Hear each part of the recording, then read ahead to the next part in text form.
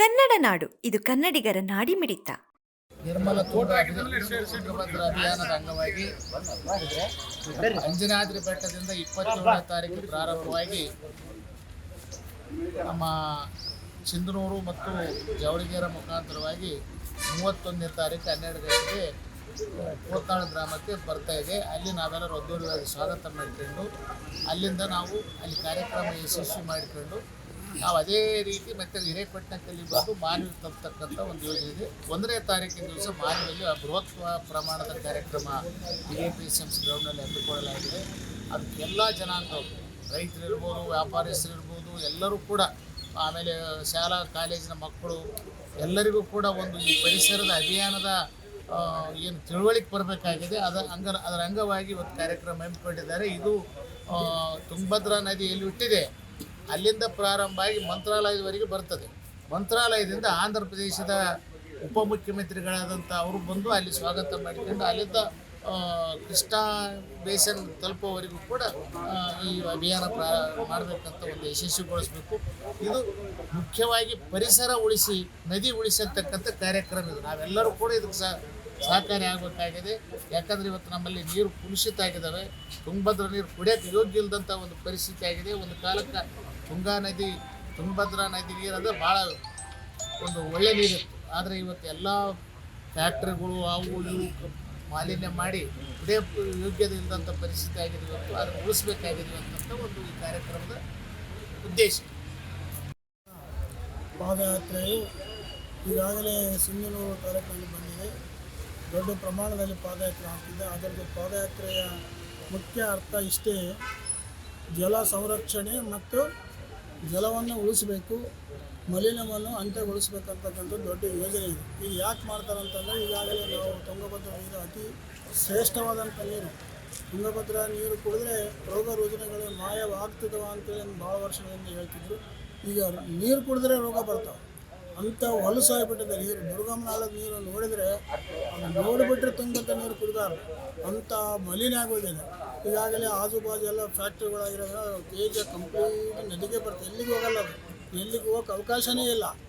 ಅದಕ್ಕಾಗಿ ಏನಪ್ಪ ಅಂದರೆ ಇವರೇನು ಅಭಿಯಾನ ಮಾಡ್ತಾಯಿದ್ರೆ ಭಾಳ ಅರ್ಥಗರ್ಭಿತವಾದ ಅಭಿಪ್ರಾಯ ಇದು. ಇವಾಗಿಂದಲ್ಲ, ಸುಮಾರು 14-15 ವರ್ಷಗಳಿಂದ ಈ ಕಾರ್ಯಕ್ರಮವನ್ನು ಮಾಡ್ಕೊಂತ ಬಂದರೆ ಇದರ ನೇತೃತ್ವವನ್ನು ನಮ್ಮ ಬಸವರಾಜ್ ಪಾಟೀಲ್ ವೀರಾಪುರದವರು, ಅವರು ಮೊದಲಿಂದಲೂ ಕೂಡ ಇದು ನಿಸರ್ಗ ಪ್ರೇಮಿಯಾಗಿ ಎಲ್ಲ ಕೆಲಸವನ್ನು ಮಾಡ್ತಾಯಿದ್ದಾರೆ. ಅವತ್ತು ನಾವು 31 ತಾರೀಕು ಇದೇ ತಿಂಗಳ 31 ಕೋಟ್ನಾಳದಲ್ಲಿ ಎಲ್ಲ ಜಾತಿ ಜನಾಂಗ, ಎಲ್ಲ ಸಮಾಜದವರು, ಮುಖಂಡರು, ರೈತಾತೀತವಾದ ಎಲ್ಲ ಭಾಳಷ್ಟು ಜನ ಮಕ್ಕಳು, ಬಡವರು, ಡಾಕ್ಟರ್ಸು, ಲಾಯರ್ಸ್ ಎಲ್ಲರೂ ಹೋಗಿ ಏನಪ್ಪ ಪಾದಯಾತ್ರೆಯನ್ನು ಭಾಳ ಗೌರವದಿಂದ ಸ್ವಾಗತ ಮಾಡ್ತಕ್ಕಂಥದ್ದು. ಅಲ್ಲಿ ಸ್ವಾಗತ ಮಾಡಿದ ಮೇಲೆ ಅಲ್ಲೇ ಕೂಡ ನಾಲ್ಕು ಮಾತಾಡಿ ಅಲ್ಲಿಂದ ಸೀದಾ ಚಿಕ್ಕಲಪರಿ ಮಠಕ್ಕೆ ಹೋಗೋದು. ಅಲ್ಲಿ ಮಠಕ್ಕೆ ಹೋಗಿ ತುಂಗ ಆರತಿ ಮಾಡ್ಕೊಂಡು ಅಲ್ಲಿಂದ ಸೀದಾ ಬಂದು ಮಾಮೂಲಿ ಊಟ ಮಾಡಿ ಮುಂಜಾನೆ ಇಲ್ಲೇ ಸಿಟಿಯಲ್ಲಿ ಸ್ವಲ್ಪ ಅಲ್ಲಿ ಶಾಲಾ ಕಾಲೇಜುಗಳಲ್ಲಿ ವಿಸಿಟ್ ಮಾಡಿ ಇಲ್ಲಿ 1 ಗಂಟೆ ಸುಮಾರು PSMCಯಲ್ಲಿ ದೊಡ್ಡ ಬೃಹತ್ವಾದ ಒಂದು ಕಾರ್ಯಕ್ರಮ ಅದನ್ನು ಮುಗಿಸ್ಕೊಂಡು ಮತ್ತು ಇದು ಮಂತ್ರಾಲಯಕ್ಕೆ ಇದೆ ಹಿಂಗೆ ಹೋಗ್ತಾರೆ. 2ನೇ ತಾರೀಕು ಬೆಳಗ್ಗೆ ಇಲ್ಲಿ ತಿಂಡಿ ತಿನ್ಕೊಂಡು ಸೀದಾ ಮಂತ್ರಾಲಯ. ಇದು ಎಷ್ಟೇ ಜನರನ್ನು ಜಾಗೃತಿ ಮಾಡ್ತಕ್ಕಂಥ ಕಾರ್ಯಕ್ರಮ ಇದೆ.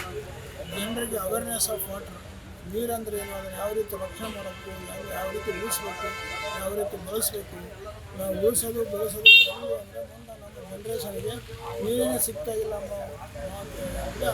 ಇವರು ಜಲವನ್ನು ಉಳಿಸಿ ಜಲವನ್ನು ರಕ್ಷಣೆ ಮಾಡಿ ಇದಕ್ಕೆ ನಾವು ಸಂಪೂರ್ಣ ಬೆಂಬಲ ಮಾಡಬೇಕು ಅಂತ ಮಾನವ ತಾಲೂಕಿನ ಎಲ್ಲ ಸಿರಿವಾರ ಇರ್ಬೋದು, ಮಾನವಿರ್ಬೋದು, ಎಲ್ಲರೂ ಡಾಕ್ಟರ್ಸು, ಲಾಯರ್ಸು, ಎಲ್ಲರೂ ರೈತರು, ಸಂಘ ಸಂಸ್ಥೆಗಳು ಪಕ್ಷಾತೀತವಾಗಿ ಎಲ್ಲರೂ ಬಂದು ಆ ಕಾರ್ಯಕ್ರಮವನ್ನು ಸ್ವಾಗತ ಮಾಡಿದರೆ ಈ ಕಾರ್ಯಕ್ರಮ ನಡೆಸ್ತಾ ಇದೆ. ಇದು all India, not only Karnataka, all ಇಂಡಿಯಾದಲ್ಲಿ ಕೂಡ ಈ ಕಾರ್ಯಕ್ರಮ ನಡೀತಾ ಇದೆ. ದೊಡ್ಡ ಕಾರ್ಯಕ್ರಮ ಇದು. ಯಾವ ಅಂದರೆ ಒಂದು ರಾಜಕೀಯವಾದಂಥ ಪಾದಯಾತ್ರೆ ಅಲ್ಲ, ಒಂದು ಧರ್ಮದ ಪಾದಯಾತ್ರೆ, ಒಂದು ವರ್ಗದ ಪಾದಯಾತ್ರೆ, ಪಕ್ಷಾತೀತವಾದ ಪಾದಯಾತ್ರೆ ಮತ್ತು ಜನರ ಸಲುವಾಗಿ ಮಾಡ್ತಕ್ಕಂಥ ಪಾದಯಾತ್ರೆ ಇದೆ. ಇದನ್ನು ಎಲ್ಲರೂ ಸಂಪೂರ್ಣವಾಗಿ ನಾವು ಸ್ವಾಗತ ಮಾಡ್ತಕ್ಕಂಥ. ಇದು ಜಾತಿ ಮತ ಪಂಥ ಯಾವುದೂ ಇಲ್ಲ, ಎಲ್ಲರೂ ನಾವು ಒಂದೇ, ನೀರು ಹೆಂಗೆ ಒಂದೇ ಐತಲ್ಲ ಹಂಗೆ ನಾವೆಲ್ಲರೂ ಒಂದಾಗಿ ಇದನ್ನು ನಾವು ಸ್ವಾಗತ ಮಾಡಬೇಕು. ಕೋಟೆಯಲ್ಲಿ ಇವತ್ತು 31ನೇ ತಾರೀಕು ಎಲ್ಲರಿಗೂ ನಮಸ್ಕಾರ. ರಾಷ್ಟ್ರೀಯ ಸ್ವಾಭಿಮಾನ ಆಂದೋಲನ ನವದೆಹಲಿ, ನಿರ್ಮಲ ತುಂಗಭದ್ರಾ ಅಭಿಯಾನ ಕರ್ನಾಟಕ ಮತ್ತು ಪರ್ಯಾವರಣ ಟ್ರಸ್ಟ್ ಶಿವಮೊಗ್ಗದ ಸಂಯೋಗದಲ್ಲಿ ನಾವು ಇವತ್ತು ಕರ್ನಾಟಕ ರಾಜ್ಯದ ಅಳಿವಿನಂಚಿನಲ್ಲಿ ಇರ್ತಕ್ಕಂಥ ತುಂಗಭದ್ರಾ ನದಿಯ ಒಂದು ಕಷ್ಟವನ್ನು ಮತ್ತು ಸ್ವಚ್ಛತೆಯನ್ನು ಮಾಡಲಿಕ್ಕೆ ಈ ಪಾದಯಾತ್ರೆಯ ಅಭಿಯಾನವನ್ನು ಪ್ರಾರಂಭ ಮಾಡಿದ್ದೇವೆ. ಇದು 3ನೇ ಹಂತದ ಪಾದಯಾತ್ರೆಯಾಗಿದೆ. ಇದು 27ನೇ ತಾರೀಕು ಕಿಷ್ಕಿಂಧೆಯಿಂದ ಪ್ರಾರಂಭವಾಗಿ ನಮ್ಮ ಮಾನ್ವಿ ತಾಲೂಕಿಗೆ 31ನೇ ತಾರೀಕು ಕೋತ್ನಾಳಲ್ಲಿ ಎಂಟ್ರಿ ಆಗುತ್ತೆ. ಅಲ್ಲಿ ಎಲ್ಲ ನಮ್ಮ ಪಕ್ಷಾತೀತವಾಗಿ ಎಲ್ಲ ನಮ್ಮ ರಾಜಕೀಯ ಮುಖಂಡರುಗಳು, ಹಾಲಿ ಶಾಸಕರು, ಮಾಜಿ ಶಾಸಕರು, ಹಿರಿಯರು, ಪರಿಸರ ಪ್ರೇಮಿಗಳು ಮತ್ತೆಲ್ಲ ಸಂಘ ಸಂಸ್ಥೆಯ ಮುಖಂಡರು, ಮುಖ್ಯವಾಗಿ ರೈತರು ಮತ್ತು ಶಾಲಾ ಕಾಲೇಜಿನ ವಿದ್ಯಾರ್ಥಿಗಳು ಭಾಗವಹಿಸಿ ಅದ್ಧೂರಿಯಾಗಿ ಕೋತ್ನಾಳದಿಂದ 1ನೇ ತಾರೀಕಿಗೆ ಮಾನ್ವಿಗೆ ಬಂದು ಮಾನ್ವಿ ಧ್ಯಾನ ಮಂದಿರದಿಂದ ನಮ್ಮ ಪಾದಯಾತ್ರೆ ಪ್ರಾರಂಭವಾಗಿ ಬಸ್ ಸ್ಟ್ಯಾಂಡ್ ಪಕ್ಕದಲ್ಲಿರ್ತಕ್ಕಂಥ CAPMS ಆವರಣದಲ್ಲಿ ಬಹಿರಂಗ ಸಭೆ ಆಗುತ್ತದೆ.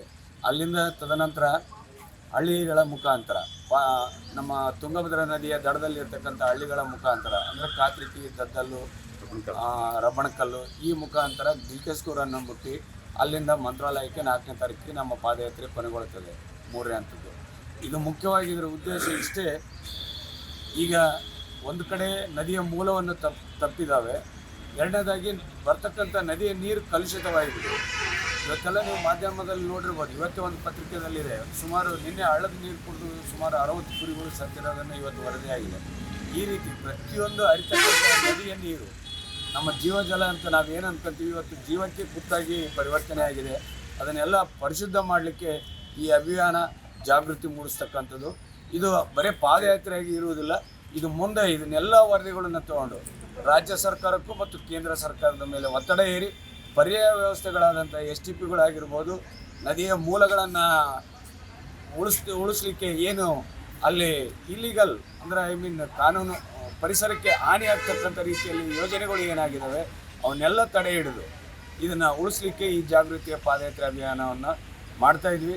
ದಯವಿಟ್ಟು ಎಲ್ಲರೂ ಬುದ್ಧಿಜೀವಿಗಳು, ಪರಿಸರ ಪ್ರೇಮಿಗಳು, ವಿದ್ಯಾರ್ಥಿಗಳು ಈ ಮುಂದೆ ಬರ್ತಕ್ಕಂಥ ಪೀಳಿಗೆಗೆ ನಾವು ಬರಡು ಭೂಮಿಯನ್ನು ಕೊಟ್ಟು ನೀರಿಲ್ಲದಂತೆ ಮಾಡಿ ಹೋಗೋದನ್ನು ತಪ್ಪಿಸಲಿಕ್ಕೆ ಇದನ್ನು ಒಂದು ಪರಿವರ್ತನೆ ದಿಶೆಯಲ್ಲಿ ಎಲ್ಲರೂ ಭಾಗವಹಿಸಿ ಯಶಸ್ವಿಗೊಳಿಸಬೇಕಂತ ತಮ್ಮಲ್ಲಿ ನಾನು ಕೇಳಿಕೊಳ್ಳುತ್ತೇನೆ. ಮಾಡಿಕೊಳ್ಳಲು ಕೂಡಲೇ ಪಕ್ಕದಲ್ಲಿ ಕಾಣುವ ಬೆಲ್ ಐಕಾನ್ ಕ್ಲಿಕ್ ಮಾಡಿ ನೋಟಿಫಿಕೇಶನ್ ಪಡೆಯಿರಿ.